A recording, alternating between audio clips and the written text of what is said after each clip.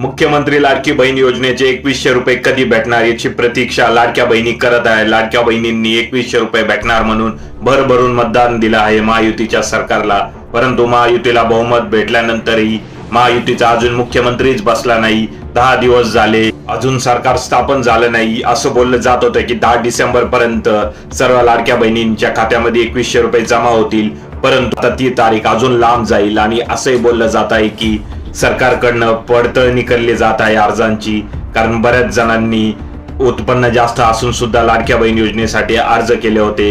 आता सरकारकडने प्रत्येकाचं pan card तपासलं जात आहे, त्याप्रमाणे कोण इन्कम टॅक्स भरतय का अर्जदारांपैकी तेही तपासले जात आहे। त्यामुळे हळूहळू आता 50% अर्ज यातील बाद होतील आणि त्यानंतर 50% महिलांना लाडकी बहीण योजनेचा लाभ भेटू शकतो। आता सरकारला घाई नाहीये पैसे जमा करायची, सरकार आरामात आता पैसे जमा करतील ज्यावेळेस त्यांना वाटेल त्यावेळेस।